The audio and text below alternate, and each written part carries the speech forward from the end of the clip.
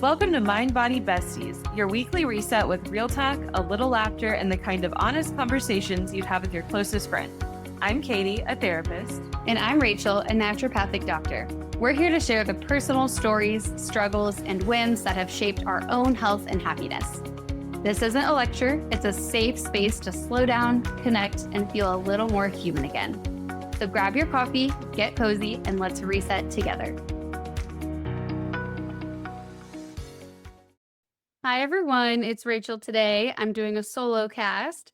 Katie is caring for Ivy, who unfortunately has rotavirus. So she says if you decide to skip the rotavirus vaccine for your kiddo, make sure you have 8 to 10 days to be down for the count. So we're hoping that Ivy gets better soon. We're going to dive into fluoride today, not in a hot take way, not in a fear-based way, because that is one of my biggest pet peeves is seeing all of this fear pushed out on platforms like social media about different toxin exposures. We're not going to do a trust the science end of discussion because we can't always draw like specific conclusions from research, especially when it's something like fluoride, where we're just looking at associations and correlations over time. So we can't rule things in or rule things out. But I do see a lot of people concerned about the effect that fluoride has on their health. And I think some of it is going a little bit beyond what's probably happening. And then some of it is very, very founded and probably is happening. So with fluoride, there are alternatives to protect our teeth. There are good things to know about how to protect your thyroid and just understanding the impacts and the reasons for, having fluoride in your care routine or not having it so that you can decide for yourself. Informed consent, you can just have all the information and then you can decide what works for you and what you think is best for your health. And so fluoride is definitely a really hot topic because it, spans across public health. There's a lot of chemistry involved. It affects our endocrine function a little bit. So like the hormone thyroid function. There's some possible brain effects, there's different effects on nerves. And then there's always the ethics idea of, do we add something to the water for a public health intent to help everyone, even if there's harms to some people? So there's trade-offs, and we live in a very different world now than when the policy was created. So today is about zooming out, and let's start at the top. So fluoride started being added to public drinking water in the 1940s. At that time, in the 1940s, tooth decay was super common. Dental care access was limited. I imagine people were just getting their teeth pulled all the time. I have no idea. But, fluoride toothpaste barely existed. I don't think it was really a thing. And at the time, researchers noticed that communities that had fluoride naturally present in their water had fewer cavities, especially in kids. So the thinking was, if a small amount of fluoride strengthens our enamel, then adding it to the water could help everyone, especially people without access to dentists. And from a cavity standpoint, it worked. Cavity rates dropped significantly. It was a public health response to a real problem. And through a conventional medicine lens and a public policy lens, fluoridating the water would be considered a very successful policy achievement to have such a drastic reduction of cavities and improve people's dental health. So fluoride, what is it? It's a mineral. And I think it's important to remember that it exists naturally. It is a naturally occurring mineral. It's not synthetic. It's not artificial. Some groundwater contains higher fluoride levels because of the geology there, like volcanic rock, having mineral-rich aquifers, that kind of thing. And this happens in parts of India, China, and even the Western US. So fluoride is not an inherently synthetic or foreign substance. But like with all minerals, the dose matters, the context matters, and then what's the form of delivery to the body? So minerals are bioactive in the body. This means that they affect our biochemical pathways and they interact with our biology. And so fluoride gets treated like it's special, but it actually follows the same rules as other minerals. For example, we can look at iron. Iron is so essential to health, but it's toxic in excess. Selenium, super critical to our thyroid, but it's, definitely possible to overdose on it if you take too much, and then it is toxic. Strontium, this is really great for bone at low doses, but high doses, it's a heavy metal. It's considered very toxic. So fluoride is a mineral, just like these other minerals. So I think we should be reframing the question. The real question isn't, is fluoride good or bad? It's how much are you getting from what sources and over how long of a time? And is it being delivered in a way that makes sense for what it's supposed to do, what it's intended to do? And if we look more at what is fluoride, this is the part that really matters for a lot of people. Fluoride is part of a chemical family called halogens. So think back to your periodic table in chemistry class in high school. And that group also includes iodine and chlorine and bromine. And halogens compete with each other in the body, especially in the thyroid, because your thyroid needs iodine to make thyroid hormone. And fluoride does not help the thyroid, but it can compete for binding and transport in the tissues in your thyroid that depend on iodine. So it can outcompete the iodine. So even if you're getting good iodine, you could be not absorbing it in your thyroid because the fluoride could be blocking it. Same thing goes with chlorine and bromine chemical agents, by the way. Chlorine, often found in, swimming pools and some hot tubs. I actually take a couple drops of iodine before I get in a chlorinated pool to help with that outcompeting and make sure that my thyroid is pretty saturated with iodine, so it's not going to accidentally take up some of the chlorine. So this is a concern too with fluoride. And by the way, you'd always want to talk to your doctor before dosing iodine because it can have negative effects if you have certain health conditions. But the same thing can happen with fluoride. I mean, it's in the halogen family. It can outcompete iodine in our thyroid. Actually, historically, fluoride was actually studied as a thyroid suppressing agent at higher doses. So again, this modern question is more, what happens with a long-term low dose exposure, especially in people who are iodine deficient, or who have, especially if you already have hypothyroidism or you have an autoimmune thyroid condition or some other kind of inflammation, which makes your thyroid more vulnerable already. And the research for that would be mixed. Some studies show associations, some don't show strong effects at typical water levels. But we do have to remember fluoride is biologically active. And so especially for thyroid sensitive people, it might have more of an effect in a negative way than it would for someone else. And over time, as we age, usually our thyroid slows down its functioning a little bit. And there's a thought that that comes from different toxin exposures, different cumulative effects of things over time. We wouldn't have a way to know whether fluoride is in that bucket or not. So fluoride in the brain. What do we know? What do we not know? This is the most controversial area. So I want to be really clear and calm about how we talk about this because again, there is no research that's going to definitively show effects from this because we're not getting acute toxicity like lead poisoning levels of fluoride. So we just have observational studies that look for associations and correlations over time, which doesn't prove causation.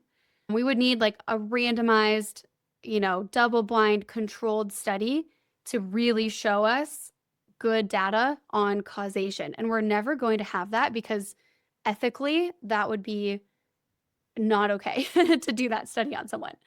So, in areas that have really high natural fluoride exposure, observational studies have showed lower IQ scores in children, and then neurodevelopmental differences. So differences in how the brain is developing, especially in kids.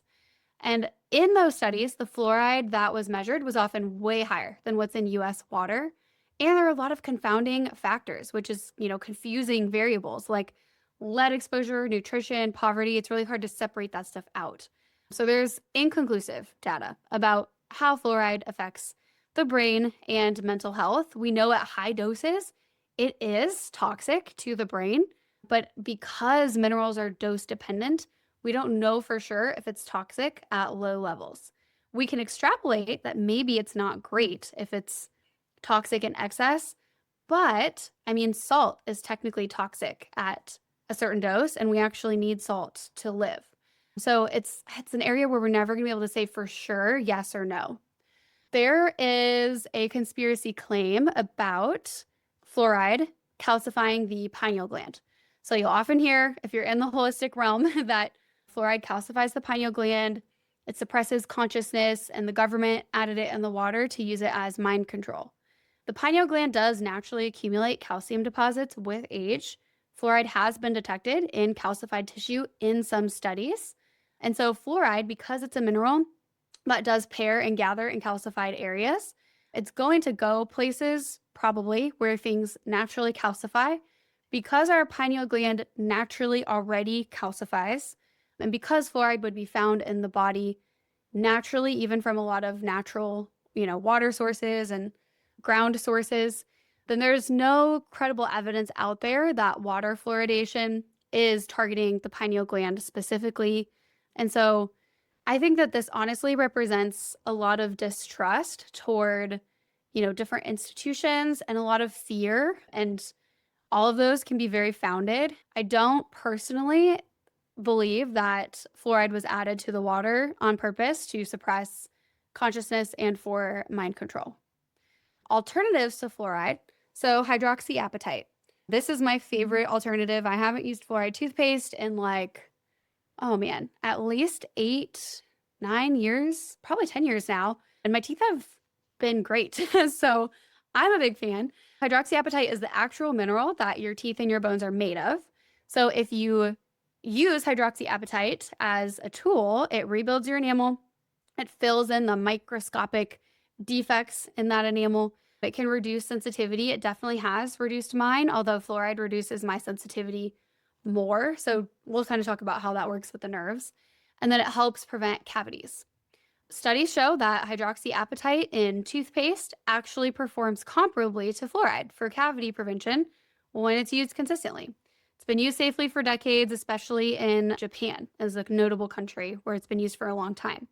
When it comes to choosing a hydroxyapatite toothpaste, there's a debate about nano versus non-nano. Nano means really small particles. It's going to have more surface contact with the enamel. And so there's better data for it working better for remineralization. But some people are concerned about nanoparticles in general because they could behave differently biologically because they're so small. Maybe they could possibly get absorbed systemically, and then we wouldn't know what the systemic effect would be of having nanohydroxyapatite in the bloodstream. So current research of what we know so far suggests that nanohydroxyapatite works better and it's safe when used topically. But there are non-nano options for people who, as a precaution, would like to not use the nano version. And when it comes to mineral structure, so hydroxyapatite is like our natural lattice structure in the bone and in the enamel in our teeth. Fluoride actually replaces the hydroxyl groups in that lattice, forming its own different special kind of lattice called fluorapatite. Fluorapatite is harder, it's more acid resistant, but harder isn't always better. Some evidence suggests that fluoride-altered bone can be denser but more brittle and less flexible under stress. So if you've ever heard of skeletal fluorosis or dental fluorosis, when there's really high fluoride exposure, we actually get stiff, brittle bones, and that's called skeletal fluorosis. So is a fluoride-based mineral lattice the same as natural bone? No, it's structurally different. And so personally, if we're choosing one, because hydroxyapatite is our body's natural structure and it has more flexibility, that's the one that I personally opt for. But there's nothing saying that normal levels of fluoride making normal fluorapatite, beside it being harder and a little bit more brittle, I don't know of anything saying that it's worse than hydroxyapatite lattice. So tooth sensitivity, nerves, gum recession, let's dive into that part. I have genetic gum recession, so thank you to my parents. And gum recession can be worse, by the way, from clenching, which I definitely have done in the past before I got my night card. And also, if you have bad bacteria in your mouth, then it's going to irritate your gums and make you more likely to have gum recession. When that happens, you get exposed nerves. It hurts so bad. Sometimes I literally thought I had a cracked tooth, and I went to the dentist and they were like, nope, this is just your gum and the nerves that are being exposed. So I've used fluoride before, prescribed by the dentist, to block those dentin tubules and block the nerves.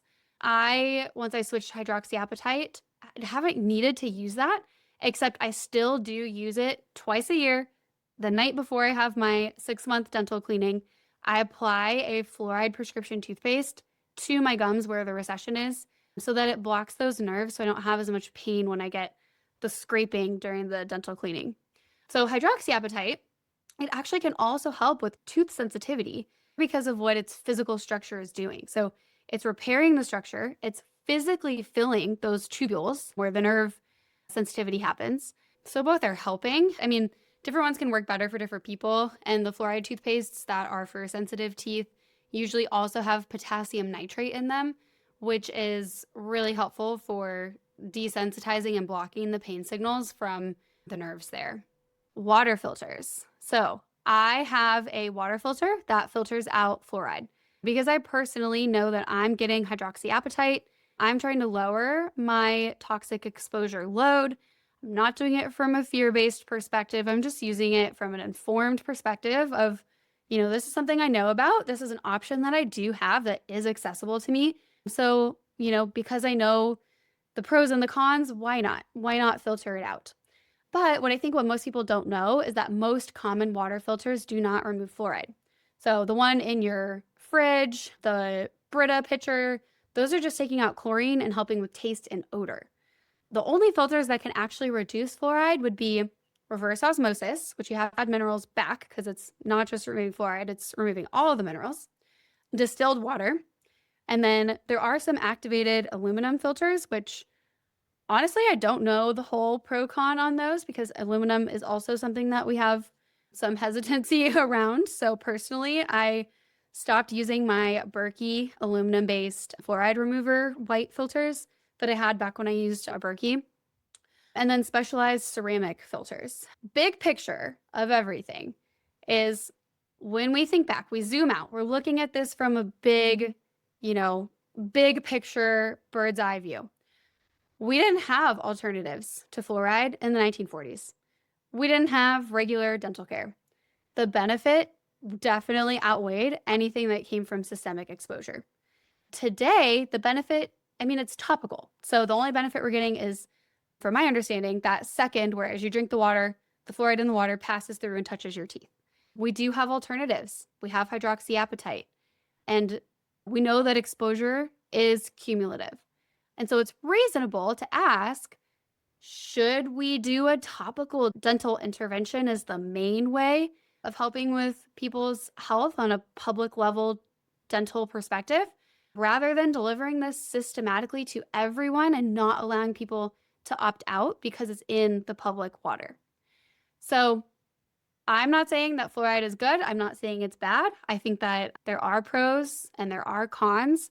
Personally, I do filter it out and I do keep an eye on my thyroid and consider its long-term potential effects on my nerves, since I already have more sensitive nerves with Lyme and everything else. But I know plenty of people who are probably not having any meaningful effect in a negative way to their health from the fluoridated water that they're drinking. We have to remember that our bodies are freaking amazing and they know how to filter things out. And fluoride does happen naturally in our water. It's not like it's just a synthetic man-made chemical that our body would never have been exposed to and not have any idea what to do with. So I hope that this helps you feel informed and helps you feel like you have all the information so you can make the decision that's best for you. And I think when it comes to this stuff, just remember that the stress that is created by a fear avoidance perspective far outweighs the negative effects that we get from having fluoride exposure. So if you're feeling stressed and fearful every time you drink water somewhere, in my opinion, that's going to have a worse effect on your health than the fluoride that you're drinking. So do what you can. Our body knows what to do. We can support our detox. And if we have the means, then we can choose to remove fluoride from our water. We can choose to pass up the fluoride treatments at the dentist. Or if we're having really severe nerve pain, maybe it's worth it to you to use it because it's going to improve your quality of life. All right. I hope everyone has a great rest of your day. Thank you for listening. Thanks for joining us for another weekly reset. If you loved hanging out with us today, subscribe so you never miss an episode and share this with a friend who could use a little calm and connection too. This show is for education and inspiration, not medical advice. To learn more or connect with us, check out the show notes below. Until next time, take care of your mind, your body, and your heart.